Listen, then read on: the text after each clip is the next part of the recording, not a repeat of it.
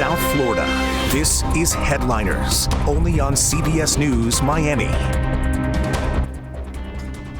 Hello, everybody. Welcome to Headliners, only on CBS News Miami. I'm Eliott Rodriguez.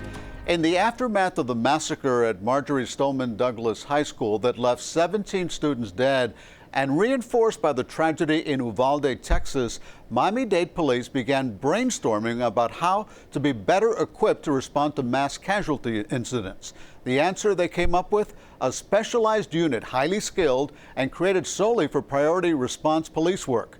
CBS News Miami's Ashley Dyer got an inside look at the intricate training these officers go through to protect South Florida. So these guys are our priority response team guys.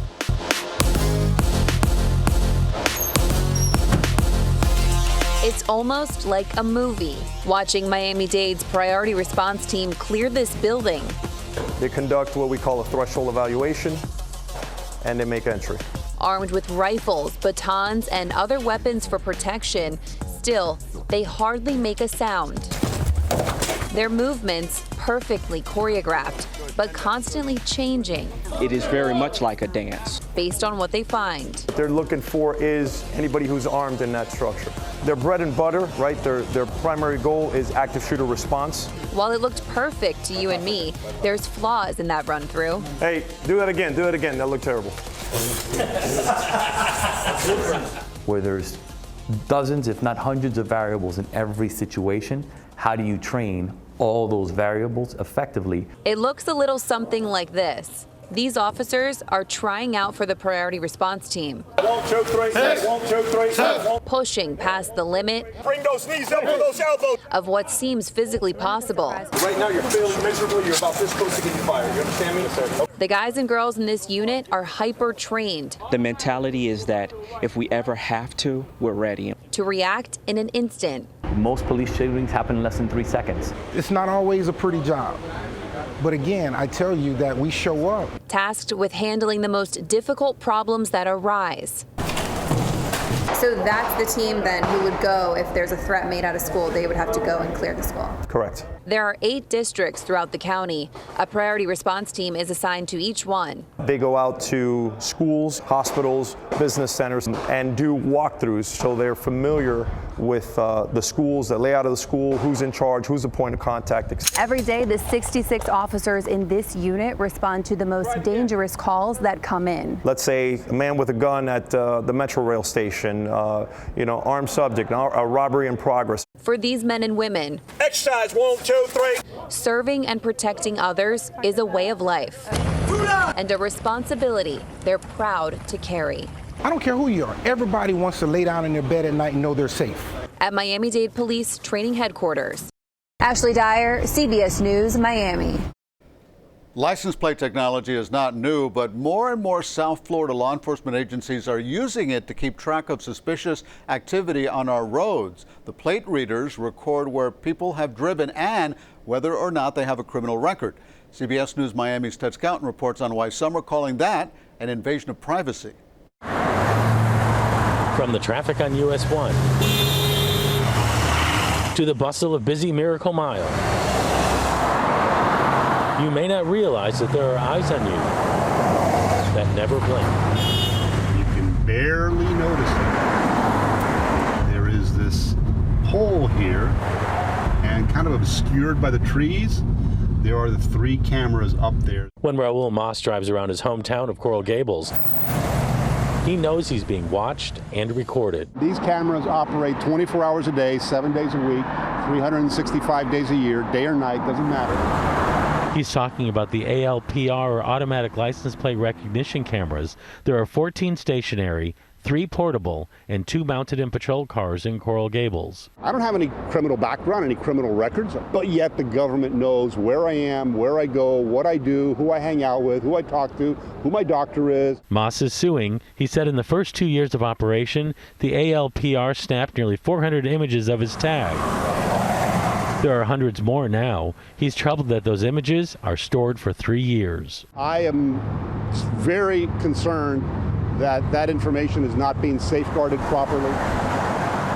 The only persons that see this information is the police department. Police Chief Ed Hudak said guardrails are in place. Nobody in my department can just unilaterally start following somebody through the ALPR camera system. It doesn't align itself to do that. Plus, we have safeguards in play when the system is looked at in a historical nature. Here's where all the cameras are monitored in the Criminal Intelligence Center. We're seeing only the CCTV cameras. The ALPR system is off limits to us and nearly everyone else. It has to be about a case.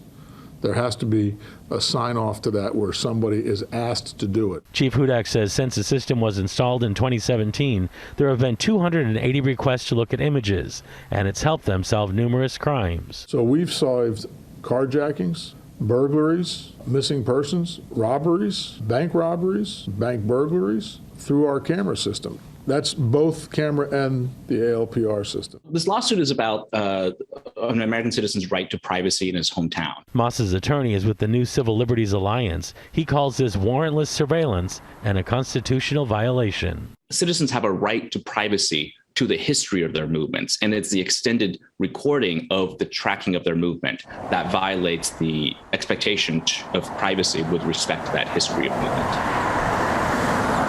We checked to see where these license plate readers are used here in South Florida. In Miami-Dade, everywhere on the map that's shaded in green, they're used in some way or another. There are just a few small communities where they are not. You can see them here, the small ones in red. Same thing in Broward County. Most of the county has license plate readers, including all of the large cities. Then you have 5 smaller communities that don't have them. You can also see them in red here. It gives you an indication and a good idea that chances are when you're driving, there are eyes on you. Ted Scouten, CBS 4 News. With mental health concerns on the rise, researchers are looking to the past for a new approach to mental health treatment. Growing research suggests that psychedelics could be a breakthrough for some struggling with certain disorders. Drugs once associated with so-called bad trips are now providing life-saving benefits for patients right here in South Florida. CBS News Miami's Joe Murray shows us how. Say the word psychedelics and it brings to mind images of a 60s mind-bending trip. Let's get you nice and warm. But there's a new face to this old class of drugs with a sometimes controversial past. Doctors are finding psychedelics relieve the purple haze of mental health problems crushing so many people. I just felt wrong. And anything I did was doomed to failure because I wasn't worthy. And when I looked in the mirror, I didn't like what I saw. Michael Schur is 49. He's battled depression, feelings of worthlessness, and thoughts of suicide his whole life. He was prescribed half a dozen different drugs, but nothing worked, he says, until he found the ketamine clinic of South Florida. There's the pre-ketamine Michael, who is draped in darkness, and then there's the new Michael, who wants to live. Ketamine has been around for decades as an anesthetic, but extensive research has found when administered in a controlled, medically supervised setting, it was found to help people who don't get relief from traditional mental health drugs. I mean, obviously it doesn't work for 100% of our patients, but for those that it has worked on, which is a high percentage, it's like having an awake dream into your subconscious mind. And having that experience during a ketamine infusion is really the core to where you're able to work through the cause of your depression. Ketamine's only the beginning. It's believed in the future doctors will be actually able to give you a pill that will help with your mental health condition. There's research going on right here in South Florida. They're going to come and sit over here. And at the Center for Psychedelic and Cannabis Research in Lauderhill, they've just completed phase 2 of a government-sanctioned trial for the use of psilocybin to treat depression. Psilocybin is a psychedelic derived from magic mushrooms, while stimulating serotonin receptors in your brain, affecting mood and perception. Psychiatrist Dr. Rishi Kakkar says it allows that part of your brain that tells you who you are to reboot. It shuts those systems off during the time when someone is on psilocybin, thus allowing the other parts of the brain to talk to each other, and thus your sense of depression, your sense of anxiety that links to your biography, that's linked to who you are, goes away in that moment. It's why Fort Lauderdale attorney Dustin Robinson and his firm Eater are investing millions of dollars on research and development of psychedelics for a range of mental health issues, including the work going on at Solera on Florida's west coast, where they are developing a psilocybin patch. And the reason I got involved is because the doctors that I work with through my law firm were reaching out to me and they wanted to get involved in psychedelics, and I was quite surprised. So I asked them to share some of the research with me, and I was just blown away. Both Robinson and Dr. Kakar believe we are just a couple of years away from several psychedelic-assisted therapies reaching the market. When you're going through FDA clinical trials, that first phase is really just testing safety. So safety is very important when you're developing drugs, and most of these psychedelic compounds right now have incredible safety profiles. There's the observer eye, that's me. Michael Scherer, who's painted pictures of his transformation while undergoing ketamine treatment, says he's living proof psychedelics work. His mother was so moved by his rebirth, she's getting ketamine therapy. And the transformation is huge. He loves himself as I love him. Psychedelics will not be for everybody. A doctor will have to monitor a patient very carefully. But researchers believe this could be a real breakthrough to help with the mental health crisis. In Fort Lauderdale, Joan Murray, CBS 4 News. When Headliners returns, our show reveals a devastating side effect for some COVID survivors, hair loss. We'll have one woman's story and the treatment she sought coming up.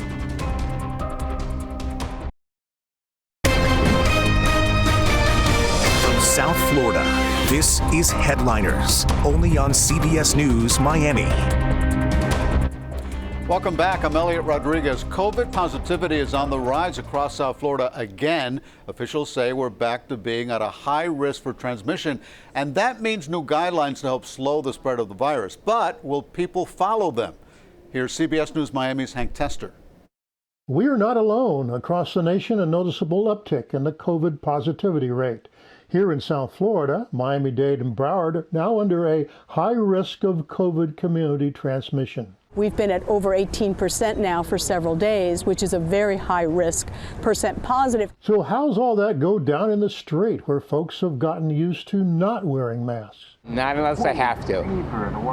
I've had COVID twice already after being double vaccinated, and kind of over it. I put on my mask when I have to go out and do something, be in public, and wash my hands. The facts are Broward is flirting with an almost 22% positivity rate, and Miami-Dade trails at 18%. A lot of people, especially in South Florida, go indoors because it's too hot outdoors, and that sets up that situation of a crowded indoor space that allows for higher transmission. With 68% of the Florida population vaccinated, the hope is that COVID won't run rampant. Cases milder and hospitalizations kept at a minimum.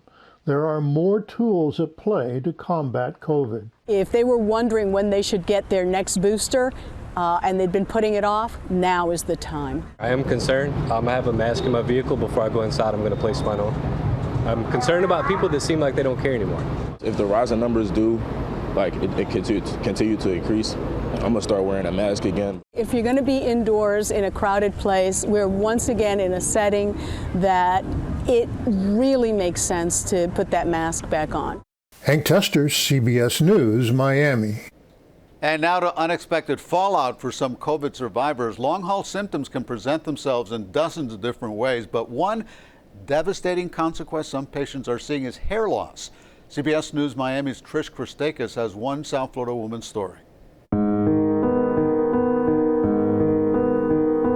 I didn't care. I would go through anything that would bring back my hair. A traumatic COVID experience turned worse for Mindy Birkenholtz. The moment she thought she was on the brink of recovery, she realized she was losing her hair. I was very weak, very tired, and I continued to rest for another month. And in those 2 months, my hair was coming out in clumps. Dr. Aaron Nussbaum is a dermatologist at the Miami Hair Institute. The hair loss or the hair shedding that you would see after a COVID infection would be the same type of hair loss that you would see after any type of severe illness, an emotional stress, hormonal imbalances, postpartum, due to certain medications or vitamin and mineral deficiencies. Mindy was losing clumps of hair in the shower. Before, maybe, a few hairs would come out, or it wouldn't even be noticeable. It would go down the drain. This was literally sitting there on the bottom of my shower. Her whole life, she had a ton of hair, and it was long, down to her lower back. I thought I was going to go get a wig. Like, I told my husband I'm going to buy a wig, and then I said I was going to do a hair transplant. That's when she saw Dr. Nussbaum, and he treated her with a platelet-rich plasma, or PRP injection. Hair transplant was not needed for her case since it was not permanent. We have over 90% of the patients that do PRP, at the very least, will notice a decreased rate of hair shedding. And our treatments with the systems that we use and the biological boosters we add only need to be done at about every 6-month intervals. Normally you shed 50 to 100 hairs a day, which sounds like a lot, but nothing to be concerned about. Mindy says she was shedding double that daily. I brought a little Ziploc bag of all my hair. And I said, this isn't normal shedding. And he said, no, it's not. It's been months since her PRP treatment, and she'll be back for another one later in the summer. She says most of her hair in the spot she was concerned about has come back, but she still has a long road to go. I can start to feel more density right by my scalp, so I think the things are working. I look at myself and I say, nobody knows what I went through. Nobody's going to know that my hair was thinning out or I was losing it. It looks pretty good. So I'm going to be grateful that I've gotten back to. Trish Kraseka, CBS News, Miami. All right, when headliners return, the story of a young boy who's not letting a medical condition shatter his baseball dream.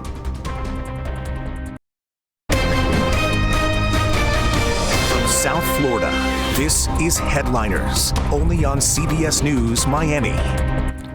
Welcome back to Headliners. I'm Eliott Rodriguez. Calling all sneakerheads, fashion's high-end sneaker craze has really taken off. The world of sneakers is evolving to represent pop culture, art, and luxury. The global sneaker market is predicted to reach $120 billion by the year 2026. CBS News Miami's Lisa Petrillo catches you up on this runway trend. Okay. We have frozen yellow, bread, dazzling blue, Oreo. Then we have the blue tint, we have the Beluga 2.0. Daniel Cohen, owner of Sneak Peek Luxury in downtown Miami, recites the endless names of Kanye West's Yeezy line as fast as he does the alphabet. These top-selling sneakers range in price from $350 to $1,000. Yes, the sneaker industry has stepped into a whole new stratosphere. So you've seen kind of the unbelievable rise of the whole sneaker industry. Oh, it's been such a ride. It's so unreal what it's come down to. It's just become such a market where I don't think it falls just under sneakers. It just kind of fits in the whole area of fashion. And we're talking high-end fashion, from Chanel, Dior, Louis Vuitton, and much more.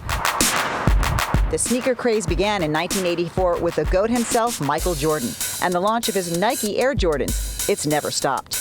This is the original Jordan that came out. And from that point, they made mids and they made lows as well. So they started coming out with Jordan golf sneakers, which I think is hilarious because then you could go stylish in your plaid shorts and your Jordans, you know? Amid all the dunks and SBs, or skateboards, high tops, mids, and lows, Nike and Adidas are iconic brands that continue to expand, often brought to new heights by those big-name stars like Kanye, Travis Scott, Virgil Abloh for Off-White, and Pharrell. Pharrell has been a longtime ambassador with Adidas. So he came out with his own design, and this was a silhouette. It's called the Human Race. And he's killed it with it? He's killed it with it. In recent years, the global sneaker resale market has exploded. This collector's item, an original Red October sneaker by Kanye, can sell for the price of a car. Now those same sneakers, certain sizes and condition, can go up to 25 or 30,000. So as time goes on and people either use them or resell them, it gets to the point where the demand gets higher, the inventory starts to dwindle down, and the price just skyrockets. From the shoe stores that are making a killing to the young entrepreneurs themselves, Kayla Biegelman here has been selling sneakers for more than 5 years, and she's only 17. Kayla scours the sites online. She finds out where and when the limited release of the in-demand sneakers are being sold and lines up oftentimes overnight to buy them up. She bought this Jordan 1 Obsidian for $160 and sold it for $475 just days later. On a recent trip to Israel, Kayla found this highly coveted Jordan 1 satin black toe. In Israel, I paid around $120. And then you sold it here for? I sold it here for $1,100. I mean, that's quite the profit. And I got 3 of them. Her earnings so far? I'm a full-time student, so it's more like a weekend thing. I'd say roughly anywhere from $25,000 to $35,000. I mean, that's a legit business. Yeah. As for Daniel and his team of sneaker specialists, they'll keep riding the trends, trying to keep one step ahead. For me, what I always say is that fashion is forever evolving. If all of a sudden, let's just say Kim Kardashian is seen in a pair of Skechers tomorrow, you better believe I'm going to call all my Skechers contacts and try to get those. Lisa Petrillo, CBS News, Miami. Being a bat boy can be a dream job for a baseball fan or a young aspiring player. We share the story now of one University of Miami bat boy who is inspiring others. When a medical condition put his baseball goals in jeopardy, his contagious positive attitude kept him in the game. CBS News Miami's Jim Barry has the story. When University of Miami baseball players stand or pray, we ask it all in your name, amen. Amen. Or celebrate. High and deep to left field. Home run, 10-year-old bat boy John Michael Quijano is right there with them. Attaboy, dog!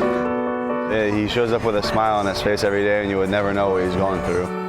For more than 3 years, Quijano has battled ulcerative colitis, a condition more common in adults and potentially more serious for children.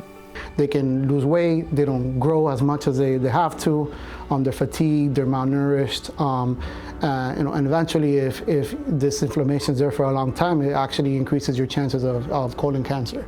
Quijano has had repeated blood transfusions and undergone a series of surgeries to keep his digestive system working. The colostomy bag he is forced to wear might be a drag for a lot of kids his age, but not John Michael. For the past 4 years, I've gone through many challenges, and I've learned that you can face anything. Everything happens for a reason, that you're strong. They came over here for this guy right here. Sam in the house. A slew of UM baseball players turned out for a charity walk in support of others fighting the same illness. An upcoming surgery will finally rid John Michael of the colostomy bag he has nicknamed Macho. The thought of that day brings this young macho man to tears. I can't wait to say goodbye to Macho. I want to thank my family, my friends. Every time he's out there, it means the world to us. It's like when he has something like this, we pretty much feel like we have to be here for him since he's always there supporting us. John Michael looks forward to the day he can play baseball again, but in the meantime, he's cool being the Canes' biggest cheerleader.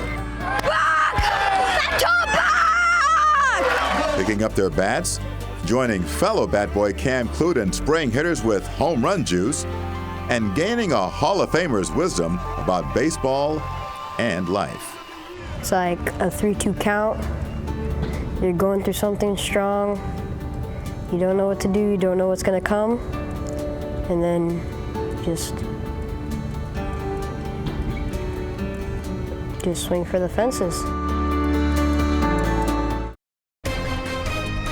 Proof that it's great to be a Miami Hurricane. Thanks for joining us this half hour in Headliners. And as always, watch CBS News Miami for up-to-the-minute breaking news and weather 24 hours a day. Make it a great one.